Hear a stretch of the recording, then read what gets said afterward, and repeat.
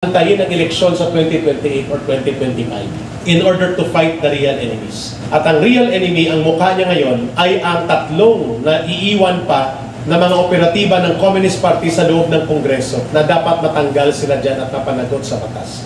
We are partners of the government for advocacy of good governance. Imbes na imbestigahan si Pangulong Duterte ang lahat ng mga gustong na biktima sila daw ng war on drugs, may korte sa Pilipinas. And the former president was very open to say na haharapin niya ang gustong magkaso kung siya ay nagkaroon ng lapastangan at pagsasamantala dito sa Pilipinas. Hindi namin papayagan na ang pagkakaisa ng political cooperation ni Bongbong Marcos Jr. at ni Sara Duterte ay mawawala tindig para sa bayan. Makikita po ninyo ang solidarity call for people's advocates. Ito po'y inilunsad na namin mga 3 araw na nakakaraan. At ito po'y lumalarga na sa mga overseas Filipino workers, sa iba't ibang mga expatriates at Filipino communities abroad, at sa iba't ibang rehiyon. In fact, we have now 35 organizations and 62 leaders na nag-signify na po nationwide. At kasama po kayo dito ngayong hapon, babasahin ko lang at explain ng maiksi ano po yung panawagan na ito. Number 1, solidarity statement and call to action of people's advocates.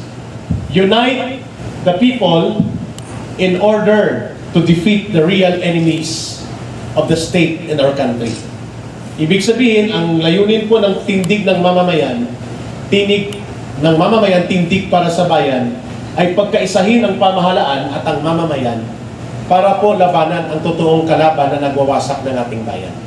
And that is none other than the CPP, NPA, NDF. Number 1, we shall unite the nation and stand with the government against the real state enemies, especially the CPP, NPA, NDF. Ibig sabihin po, nananawagan kami kay Pangulong Ferdinand Marcos Jr. na pagsabihan ang kanyang pinsan na Speaker of the House na itigil na ang paglaro ng maruming politika at apoy ng politika at antayin ang eleksyon sa 2028 or 2025. Doon sila makipaglaro ng politika. Bahagi ng demokrasya ang pagkakaroon ng ambisyon politikal. Pero yung maging ambisyon mo ay tutungtungan ng isang alyansa na magbibigay ng kapangyarihan, pundo, poder at oportunidad sa kalaban ng mamamayan, hindi po namin pwedeng tanggapin yun. That is not an opportunity for you to do political operations at the expense of security of the people in the state. Malinaw po yung tindig namin sa number 1. We shall unite the people with the government in order to fight the real enemies. At ang real enemy, ang mukha niya ngayon, ay ang tatlong na iiwan pa na mga operatiba ng Communist Party sa loob ng Kongreso na dapat matanggal sila dyan at mapanagot sa batas. Kung kinakailangan ikulong sila at managot sa krimen sa pag-promote ng terorismo ng CPP, NPA, NDF, we should do that. Number 2, we are committed to identify opposing political tactics and misinformation campaign, kagaya ng mga kampanya na guluhin ang ating political landscape sa intriga ng impeachment, sa intriga ng pangingialam ng International Criminal Court, mga resolusyon na ang layunin ay magkaroon ng political rivalry within the government and administration of Ferdinand Marcos Jr. that destroys the foundation of political cooperation and unity of the people. Ayaw namin nun. We are not apologists of the Duterte or any political faction in the Bongbong Marcos government. We are partners of the government for advocacy of good governance. Ang presidente ng bansa ay incidental lamang.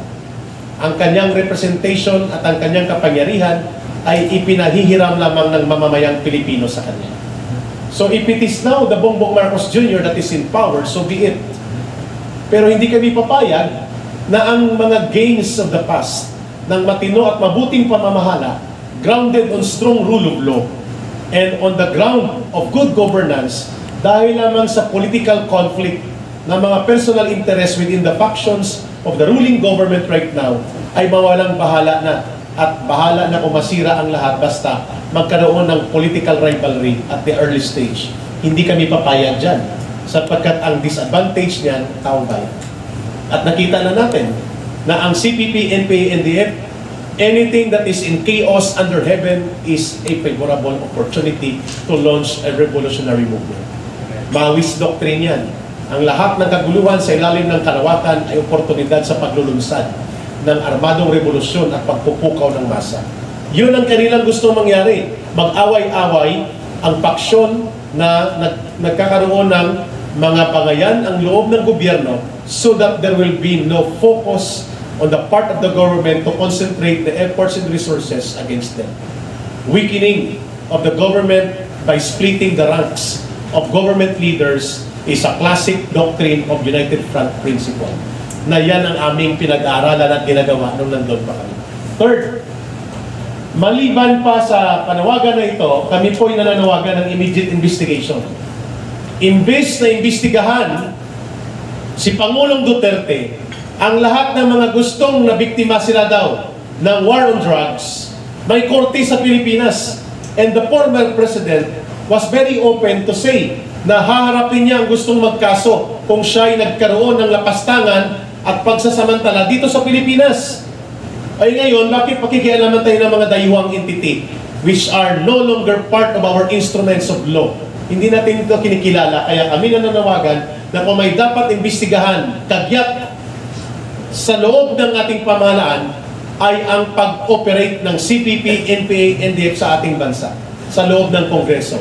Number one, kailangan pong ipatigil ang pagbibigay ng sahod, pondo, at resources sa tatlong naiiwang party list na ito ng CPP sapagkat kami na mismo nagsasabi sa harap ng mamamayan ngayon na nakikinig sa amin, dyan po nanggagaling ang ibinibili sa mga armas, bala, bomba, pondo, at mga pagpatay sa sundalo at polis, pang-ambush, pag-raid sa mga police station at detachment. Ang pondo ng tatlong party list na naiwan na yan ay bahagi ng buong pondong pinanggagalingan para ipunduhan ang terorismo at armadong pagkilos para pabagsakin ng gobyerno.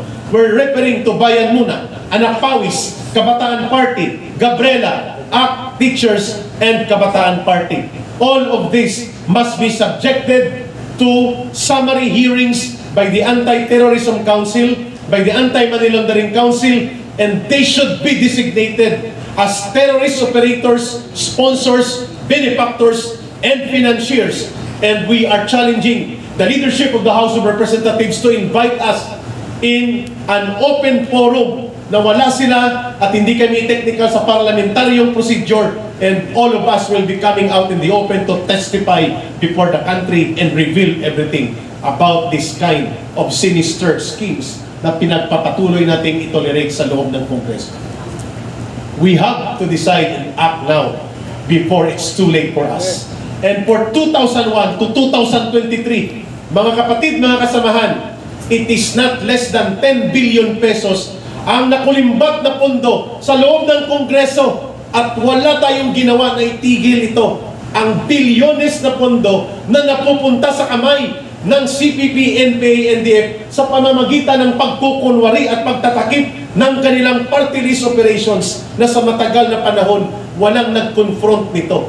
Kaya may tinig ng mamamayan, may tindig para sa bayan. Yun pong purpose. The real problem is when the government denies the reality of existence of terrorism inside the very halls of Congress and inside the institutions of government.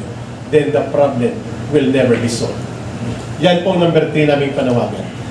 Litisin, papanagutin sa batas at kailangang ikulong itong sila Franz Castro, Raul Manuel at Arlene Brosas. We should do that, and we should follow the example cited by General Simoy sa kanyang speech sa isang pagtitipon. Agree ako dito. Yan ang itinurong lesson nila Lee Kuan Yew sa Singapore, sa Indonesia, and even sa Malaysia, and in many parts of the country. The law on protecting the welfare of the people and the stability of the republic, of the government, must be led by the government itself by using the law against those who circumvent and exploit the law. That's the reason na nandito tayo sa tinig ng mamamayang tindig para sa bayan. Pang-apat po, hindi namin papayagan na ang pagkakaisa ng political cooperation ni Bongbong Marcos Jr. at ni Sara Duterte ay mawawala at magiging mahina ang administrasyon na ito sapagkat when the Bongbong government, Bongbong Marcos Jr. government and Sara Duterte become enemies of each other, and the unity of the foundation of their political cooperation founded on elections na pinagkatiwalaan sila ng mamamayan, who will benefit from that? Definitely not Martin Romualdez. Strategically, tactically, and strategically, it will be the CPP, NPA, NDF. Makikinabang sila sa pagkakaroon ng malaking hidwaang politikal sa loob ng isang pamahalaan sapagkat hindi magkakaroon ng malakas na puwersa ang pamahalaan na atupagin sila. That is exactly the purpose of political alliance operations na ito. It should be reminded not only to Speaker Martin Romualdez but also to Sara Duterte and to President Bongbong Marcos Jr. The unity of the unity will be the basis of political cooperation that will deny the CPP, NPA, and the opportunity to exploit the cracks in the government so that they will not become given the opportunity na exploit ito. Panghuli po, we are committed to promote all programs of the government, lalo na po ang layunin ng pagkakaisa para isulong ang National Task Force to End Local Communist Armed Conflict. We will not allow any forces, any politicians na hadlangan po ang layunin ng pagkakaisa ng mamamayan na i-address ng pamahalaan ang mga fundamental na usapin sa kabuhayan, pang-ekonomiya, panglipunan at pangpolitikang pangangailangan ng mamamayan sa pamamagitan ng matino na pamamahala, good governance. Hindi po kami natitinag o nababahala sa ingay ng politika kung wala ang problema sa communist terrorism. Itong ingay sa politika na ito, pag hindi na ituwid at hindi na ipaliwanag sa mamamayan, ay pwedeng pagmulan ito ng isang oportunidad na ikahihina ng pagkakaisa ng mamamayan at ng ating pamahalaan. The real foundation of National Task Force to End Local Communist Armed Conflict is good governance. And good governance, apat ang dapat na pangunahing gawin ng Pangulong Bongbong Marcos Jr. and all political leaders right now presently listening to us. Walang good governance kung mananatili na ang gobyerno ay kurakot at bulok. Corruption is the bedrock of recruitment for those who want to topple down the government. Kapag kurap at bulok at abusado ang gobyerno, ang makikinabang sa ganyang pagkakataon at ganyang kalagayan ay ang kalaban ng pamahalaan at kalaban ng bayan. Diyan nabubuhay ang CPP, NPA, NDF. Therefore, the number one requirement of good governance is to continue the anti-corruption crusade of the government. Ang gobyerno dapat nangangalaga sa pondo, hindi abusado sa pondo.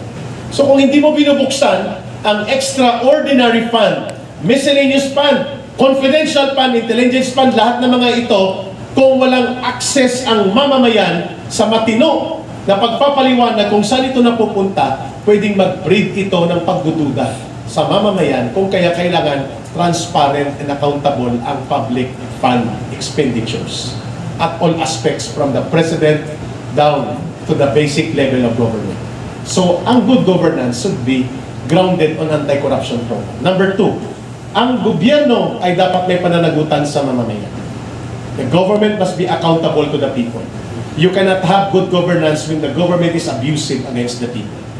So, dapat may pananagutan ang nasa kapangyarihan. Number three, ang gobyerno ang tagapagdala ng serbisyo sa mamamayan. The government should be the ones to deliver basic services to the people. Good governance ay hindi lamang advocacy against corruption and advocacy to promote accountability in public office. Good governance should include delivery of public services to the people. Buhay, tangible, concrete.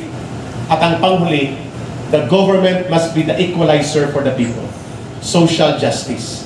Ang mga usapin sa lupa, trabaho, sahod, serbisyo, kabuhayan, at katarungang panglipunan ng mamamayan, hindi po ito dapat nakasandig sa pang-ideolohiyang agitation na siyang ginagawa ng CPP, NPA, NDF. Mandatory obligasyon ng matino at maayos na gobyerno ang pagkakaroon ng panglipunang katarungan. Therefore, it is the mandatory obligation of the state and the government to promote social justice regardless of ideological propagation of threat against the state. It is the state responsibility to protect and promote the welfare of its people. Yun ang dahilan kung bakit nandito kami. Pinapanawagan namin ang totoong buhay ng good governance. The National Task Force to End Local Communist Armed Conflict will only become artificial kung hindi nakaangkurahe at nakapundar sa ganitong apat na elemento ng good governance ang kanyang sandigan ng prinsipyo. Malinaw kung saan kami nakatayo. Regardless of whoever sits in power as the president, the mandate to lead the government in the protection and welfare of its people is the obligation